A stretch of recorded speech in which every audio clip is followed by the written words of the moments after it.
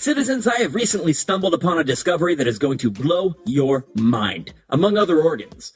Did you know that there's a thing that is called yoga? It's true. What's more, this thing is not a made-up thing. It is a real thing, and it is called yoga. I know, right? Crazy. Now, the centuries have been outlawing yoga on and off for years now, but it wasn't until this past weekend that I actually took the initiative to find out what yoga actually was.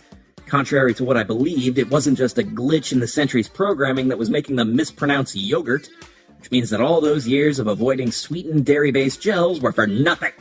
Turns out it's actually a whole separate thing. As far as I can tell, the word yoga dates back to the old world, where it was used to describe a race of tiny green men with a very flexible grasp on the English language. Today, the term yoga refers to a series of physical exercises that help improve the body and mind, like drugs but slower and more expensive. At first glance, you might look at a person doing yoga and think, that guy's just stretching weirdly, but you would only be 99% correct. I tried yoga for the first time on Saturday afternoon at a class being held in the Fresh Air Exercise Studio on Tar Street in Sector Sigma. That sort of thing isn't usually my scene, but I was being chased by a pack of feral cats at the time, and it seemed like a good place to hide. Imagine the occupants' surprise when an incredibly famous local celebrity stumbled right into the middle of their yoga class. Seriously, you'll have to imagine it because they did not know who I was. After I introduced myself and finished yelling, the instructor, the lovely Miss Annie Banshreek, welcomed me into the fold and walked me through the basics. We went through a series of postures designed to help me unlock my inner chakra. The sun salute, the back bend, the downward dog, the upward dog, the dead dog, that one was really sad, and lastly, the corpse pose. Judging from the state of the studio, the students have been running through that one a lot.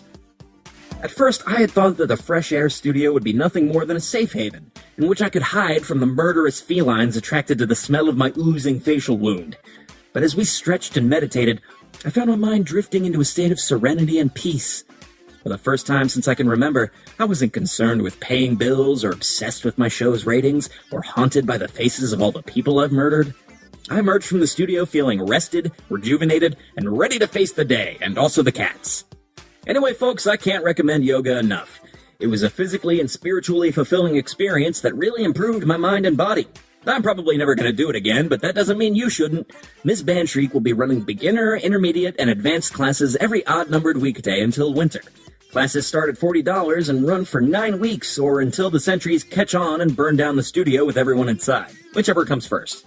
Thanks for listening, citizens. That'll do it for Max's Morning Musings. Namaste, everyone, namaste. We'll be right back after this message from our glorious corporate masters.